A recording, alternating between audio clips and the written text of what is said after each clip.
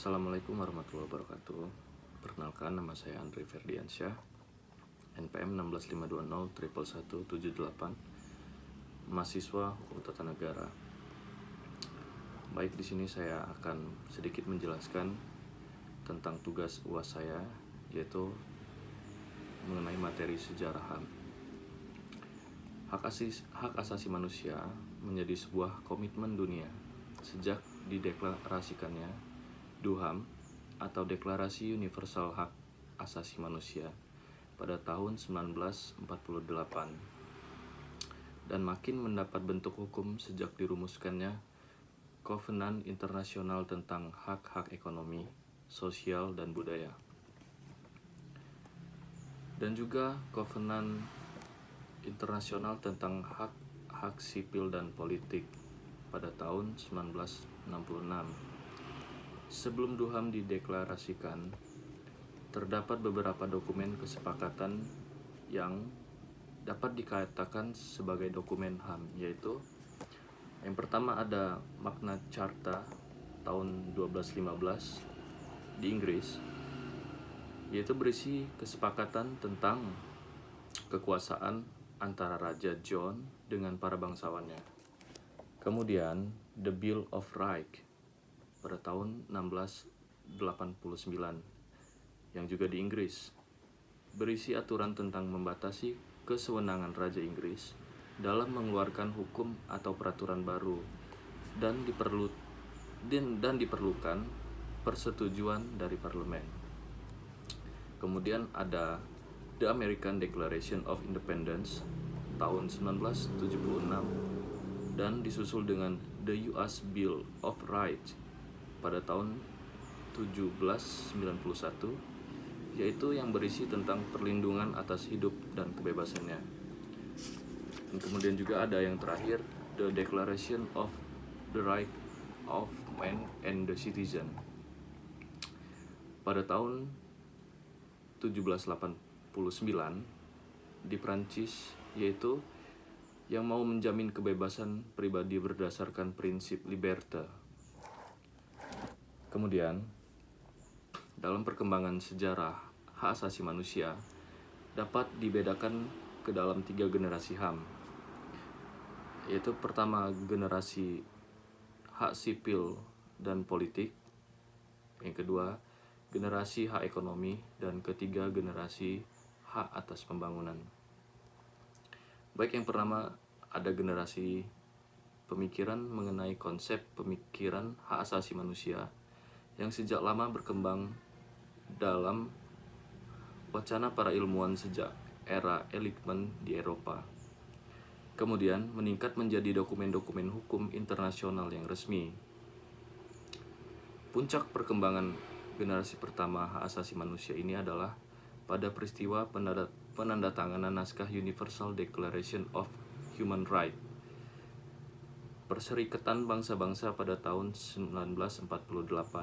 Setelah sebelumnya ide-ide perlindungan HAM ini tercantum dalam naskah bersejarah di beberapa negara. Generasi pertama HAM merupakan suatu perwujudan hak-hak generasi tentang kebebasan yang sering dirujuk untuk mewakili hak-hak sipil dan politik. Kemudian muncul untuk melepaskan diri dari keterkukungan kekuasaan absolutisme dan kekuatan-kekuatan sosial seperti yang terjadi di Revolusi Amerika Serikat dan Prancis pada abad 17 dan abad 18. Kemudian pada perkembangan selanjutnya yang dapat disebut sebagai hak asasi manusia generasi kedua. Di samping adanya International Covenant on Civil and Political Rights, konsep hak asasi manusia mencakup pula upaya menjamin pemenuh kebutuhan untuk mengejar kemajuan ekonomi, sosial, serta budaya, termasuk hak atas pendidikan, hak untuk menentukan status politik, hak untuk menikmati ragam penemuan-penemuan ilmiah, dan lain sebagainya.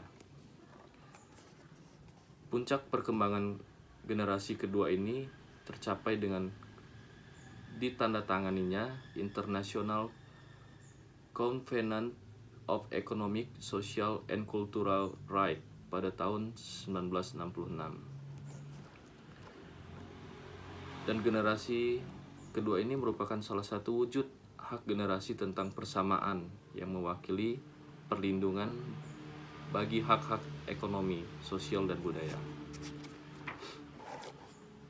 Kemudian tahun 1986 muncul pula konsep baru muncul pula hak asasi manusia, yaitu mencakup pengertian mengenai hak untuk pembangunan atau right to development.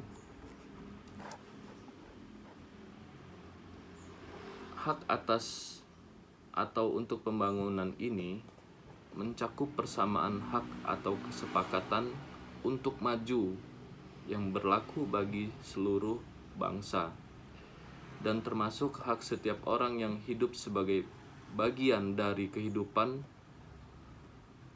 bangsa tersebut.